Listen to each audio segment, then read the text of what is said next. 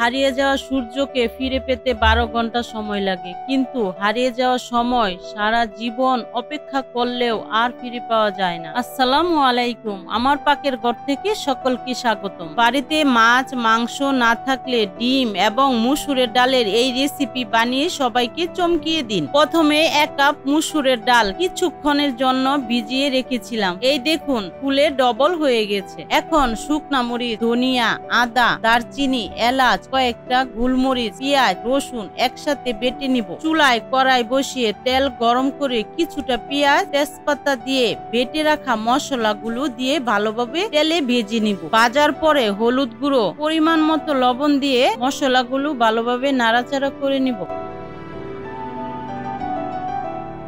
অল্প পানি দিয়ে দিব যেন মশলাগুলো পুড়ে না যায়।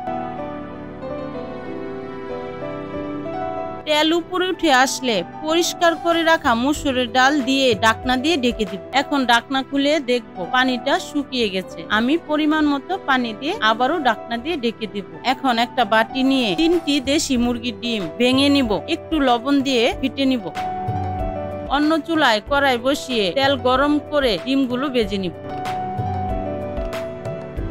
এই দেখুন ভাজা হয়ে গেল। এখন আমি নামিয়ে ফেলবো। ঢাকনা খুলে দেখবো প্রায় ডালটা আমার হয়ে গেছে। এখন আমি ভেজে রাখা ডিমগুলো ছোট ছোট টুকরো করে ডালের উপরে দিয়ে নাড়াচাড়া করে কিছুক্ষণের জন্য ঢাকনা দিয়ে ঢেকে দিব। ঢাকনা খুলে হয়ে যাওয়ার আগে আগে বাজার জিরে গুঁড়ো দিয়ে নামিয়ে ফেলবো। দেখলেন তো কত সহজে মসুর ডাল আর ডিম দিয়ে তৈরি হয়ে গেল দারুণ মজাদার রেসিপি। ঘরোয়া উপকরণে কম সময়ে এমন স্বাদ সবাইকে মুগ্ধ করবে। এখন গরম ভাত বা রুটি দিয়ে খেলে মাছ মাংস ভুলে যাবেন। ভিডিওটা ভালো লাগলে একটা লাইক দিয়ে দিন আর কমেন্টে জানাবেন কেমন লাগলো। আর এমন নতুন নতুন রেসিপি পেতে এখনই চ্যানেলটি সাবস্ক্রাইব করে পাশে থাকবেন। পরবর্তী রেসিপিতে আবার দেখা হবে। ভালো থাকবেন, সুস্থ থাকবেন। আল্লাহ হাফেজ।